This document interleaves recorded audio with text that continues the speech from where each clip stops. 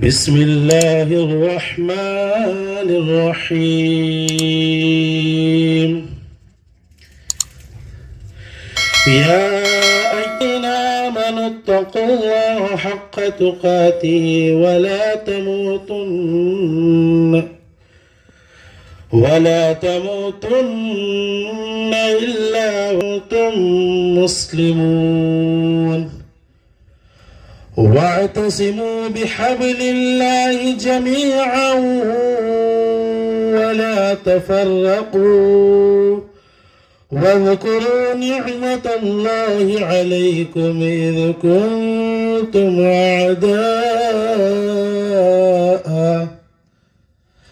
अअदाअन फअल्लफ़ ban क़ुलूबिकुम فأصبحتم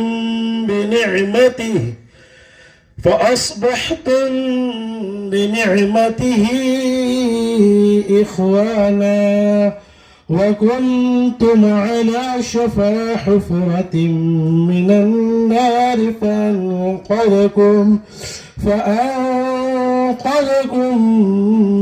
منها। जिस समय हम लोगों को सबसे ज़्यादा हॉस्पिटल की परेशानियां आया करती थी, मैं अपने सादे लहजे में बात करूंगा आप लोगों से। हॉस्पिटल की ज़रूरत हमें सबसे ज़्यादा आया करती थी और फंडिंग की परेशानी भी बहुत ज़्यादा हुआ करती थी। तो काफ़ी मशवरों के बाद में हम लोगों का तय हुआ कि क्यों ना एक हॉस्पिटल खुद का खोल लिया जाए ताकि उसमें पूरी इंसानियत को फ़ायदा हासिल हो सके। तो इसी गरज से हम लोगों के मशवरे हुए और हम लोग इसके लिए मुंबई वगैरह भी गए, कई जगह सर्चिंग हुई। सर्चिंग के बाद में डिसीजन हुआ कि हॉस्पिटल बनना चाहिए। फिर इस तरीके से उसके बाद वालिद साहब का ही सपना था। मैं जब ये जर्नी स्टार्ट किया तो उन्हीं का सपना था कि मैं यूपीएससी एमपीएससी का ट्राई करूं और ऑफिसर बन के दिखाऊं और कौम की और देश की खिदमत करूं। लेकिन हुआ यूँ कि उनका बीच में वो साथ छोड़ के चले गए।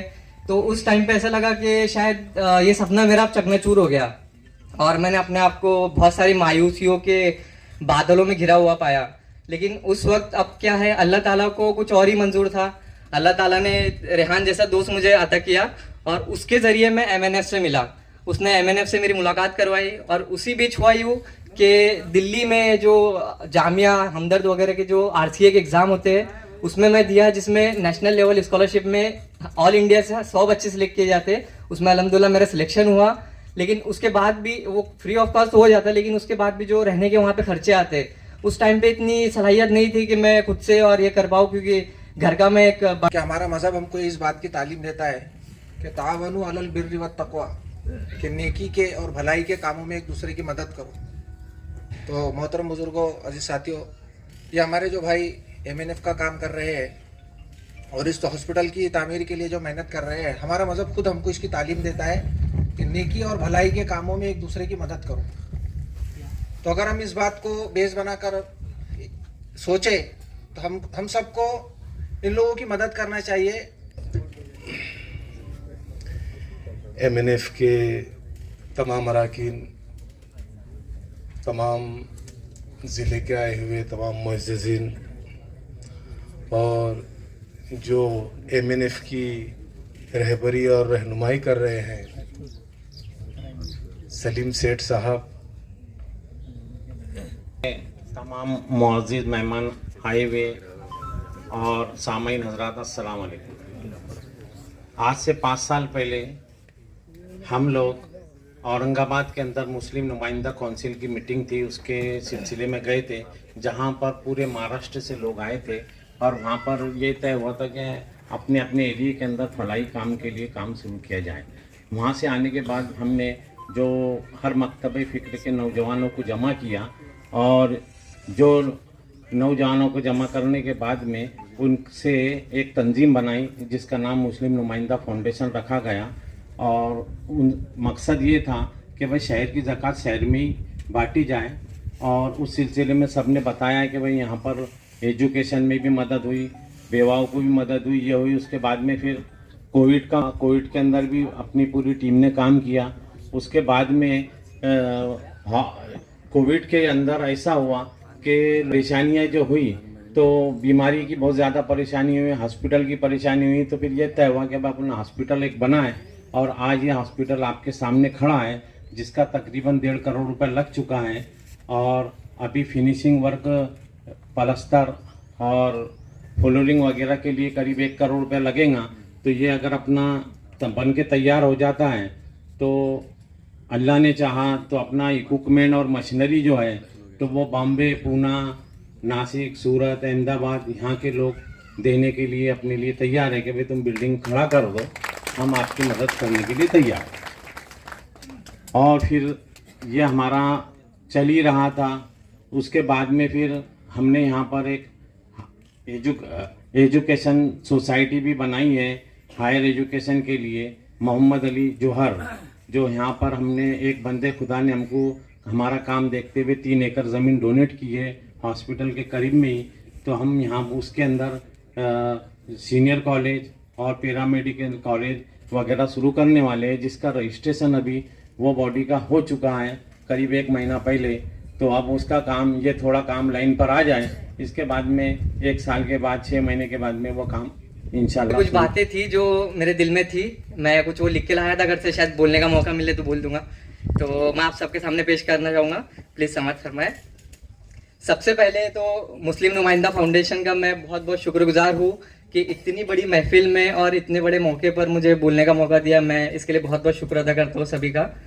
और एक मुख्तसरन बोलते चलूँ, जैसे रेहान सर ने बता दिया ऑलरेडी कि जब मैं BS के इस प्रोग्राम के सदर मोहतरम मौज जलगांव ज़िले से आए हुए तमाम मोअज़्ज़िज़ मेहमानान और यहाँ पे जितने लोग हाजिर हैं, अस्सलाम वालेकुम रहमतुल्लाहि बरकातहू।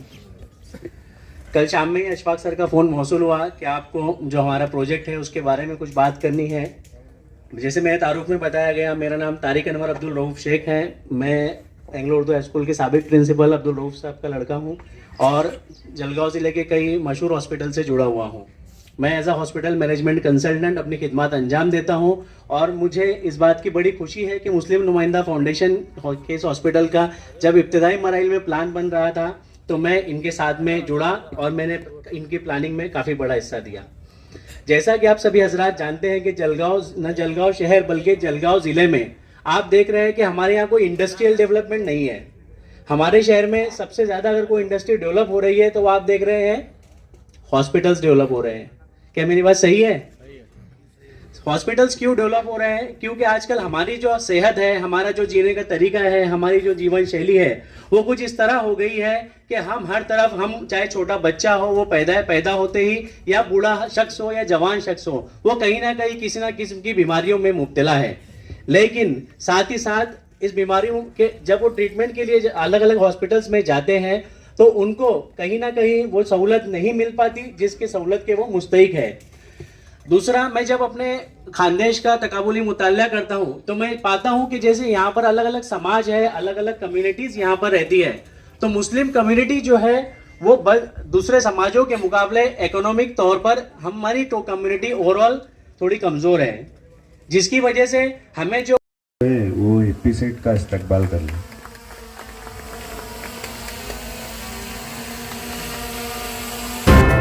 आपने कभी सुना होगा ऐसा कि एक बच्चा ऐसा है जिसके हालात ऐसे खराब थे कि एग्जाम देने गया तो उसको बड़े से बड़े जो काम है वो नामुमकिन नहीं। ये बच्चा हमारी साइड पर तकरीबन 2 साल से वर्क में बड़ी ईमानदारी से अपना काम अंजाम देता है। 1 मार्च को एज जो है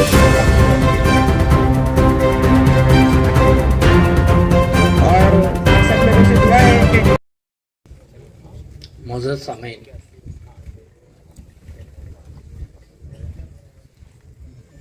आप बखूबी जानते हैं यहाँ पर इमाम आबिद सर, अंसार भाई, रहीम रजा, असगर भाई, एहसान भाई, वजअलना लिलमुत्तकीन इमामा। या अल्लाह या रहमान, या अल्लाह हमारे जुड़ने को जमने को कबूल फरमा। अल्लाह जिस मकसद के लिए जुड़े, मकसद बहुत बड़ा है। ये अल्लाह हम कुछ नहीं कर सकते, हमसे कुछ नहीं होगा। अल्लाह करने वाली ज़ात आप ही की है, आपकी मदद के बगैर हम अल्लाह कुछ नहीं कर सकते। अल्लाह इस अजीम काम को मुकम्मल करने में आपकी मदद शामिल हाल फरमा दीजिए। अल्लाह इस मकसद को पूरा फरमा दीजिए। हे अल्लाह हम जितने भी लोग जुड़े हम सब में आपस में इत्तेहाद पैदा फरमा दीजिए। हमको जुड़कर और मिलकर काम करने की, इत्तेहाद के साथ काम करने की तौफीक